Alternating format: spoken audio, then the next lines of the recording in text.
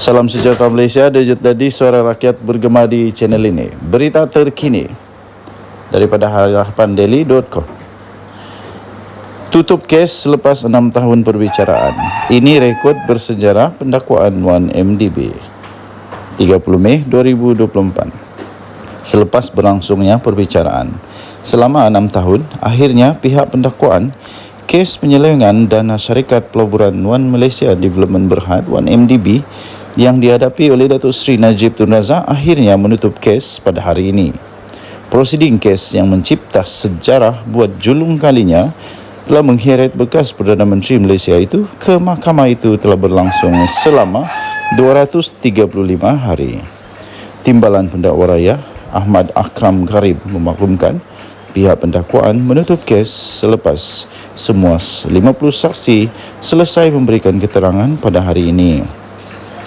Menurut keterangan itu, oleh kerana tiada lagi saksi yang perlu dipanggil untuk memberikan keterangan dan tiada lagi saksi yang perlu disoal balas, jadi saya ingin menutup kes pendakwaan, kata beliau. Selepas 235 hari perbicaraan dalam tempoh 6 tahun dan 50 saksi pendakwaan sudah dipanggil, pihak pendakwaan ingin menawarkan 49 orang saksi kepada pembelaan, katanya seperti dipetik oleh BH. Hakim Datuk Colin Lawrence Sikora kemudian mengarahkan kedua-dua belah pihak memfailkan hujahan bertulis pada 26 Julai dan hujahan balasan masing-masing pada 9 Ogos ini. Beliau turut menetapkan tarikh hujahan lisan pada 19 hingga 22 Ogos depan. Najib yang juga adalah bekas ahli Parlimen Pekan telah didakwa di Mahkamah Seksyen pada 20 September 2018 dan kes itu dibenarkan dipindahkan ke Mahkamah Tinggi pada 31 Oktober 2018, manakala perbicaraan bermula pada 28 Ogos 2019.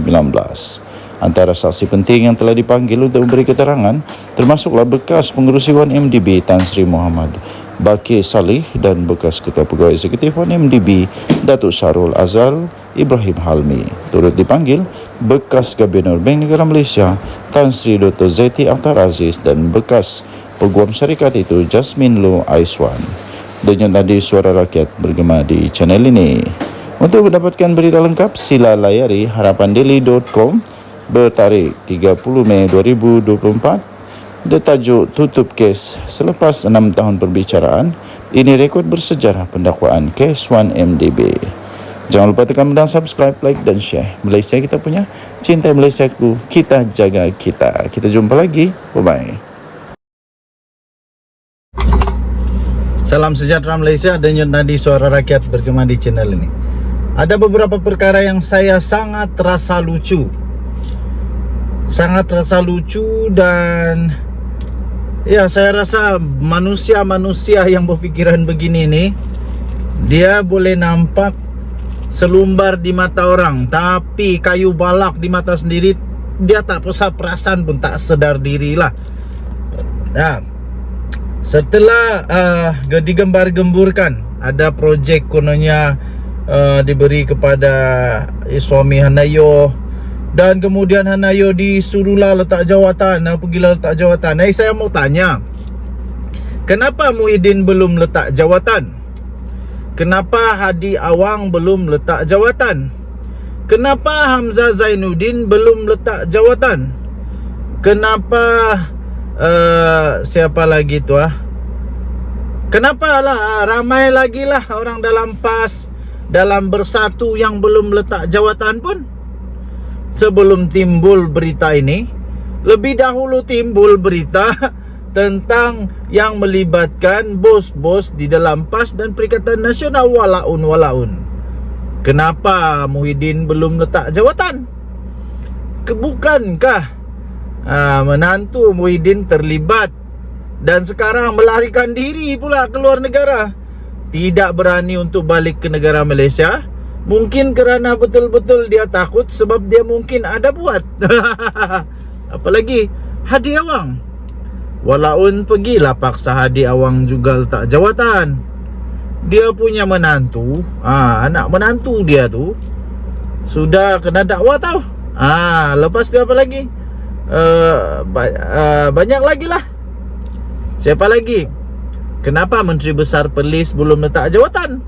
suruhlah Menteri Besar Perlis letak jawatan. Sebelum paksa Hanayo letak jawatan, baik mungkin kalau kita tengok dulu berani ke tidak, betul ke tidak, berjiwa kental orang walaun ni. Suruh orang letak jawatan sendiri tak sedar diri. Hamzah Zainuddin, kenapa Hamzah Zainuddin belum letak jawatan? Kan ke anak dia juga didakwa ada terlibat dalam kes-kes rasuah, penyalahgunaan kuasa membuat tuntutan apapun, saya lupa sudahlah. Tapi yang penting macam ada lah kan, macam ada.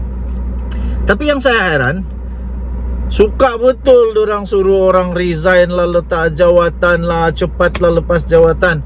Tapi kenapa Muhyiddin tidak kena paksa pun? Ramai lagi tidak kena paksa. Sanusi, kenapa tidak suruh dia letak jawatan? Sanusi suruhlah letak jawatan. Sanusi lagi banyak kes mahkamah. Lagi banyak kes mahkamah Sanusi. Dia tidak pun letak jawatan. Kenapa suruh Hanayo letak jawatan? Sedangkan prestasi Hanayo sebagai menteri bagus. Dan SPRM pun sudah keluarkan kenyataan bahawa apa yang berlaku itu tak ada kena mengena dengan rasuah salah guna kuasa Hanayo. Tak ada kena mengena. Tak ada kena mengena. Jadi kenapa mau Hanayo saja letak jawatan? Saya mau tanya saja. Okeylah, kalau kamu mau suruh Hanayo letak jawatan, okey, saya tak ada masalah. Hanayo bukan girlfriend saya pun. Hanayo bukan isteri saya pun. Hanayo bukan saudara saya pun. Tak ada kena mengena sama saya.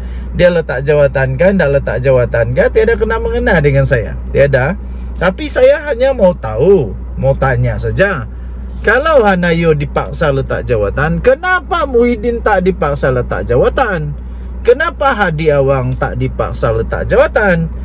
Kenapa Hamzah Zainuddin tidak dipaksa letak jawatan? Kenapa Wan Saiful Wanjan tidak dipaksa untuk terus letak jawatan daripada menjadi MP? Kenapa Menteri Besar Perlis tidak letak jawatan? Kan begitu. Kalau lepas tu Menteri Besar Terengganu pun kenapa tidak letak jawatan? Bukankah juga ada kes yang sedang disiasat melibatkan juga keluarga MB Terengganu? Kalau saya tidak silap lah, itu pasal yang penjualan tanah itu. Kalau dia lah itu kan, harap-harap saya silap lah, saya pun tidak berapa ingat. Itulah kata. Kalau salah tolong betulkan ya. Kalau salah tolong betulkan. Jadi untuk adil kepada semua, okey, kalau memang kamu, kalau memang anda, kalau memang walaun mau Hanayo letak jawatan, apa kata yang daripada Perikatan Nasional Bersatu pun letaklah jawatan, daripada PAS pun letak jawatan. Sama-sama letak jawatan.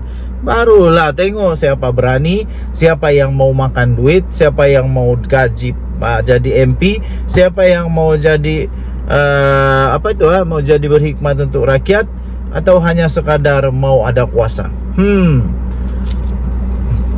Anda boleh tinggalkan komen anda, apa pendapat anda. Adakah anda setuju dengan saya bahawa kalau mereka nak minta Hanayo untuk letak jawatan, agaknya yang lebih molek, yang lebih baik, yang lebih sesuai, siapa yang dahulu kedapatan, kekantoyan, waktu itulah letak jawatan dulu. Denyut Nadi Suara Rakyat bergema di channel ini. Bye bye.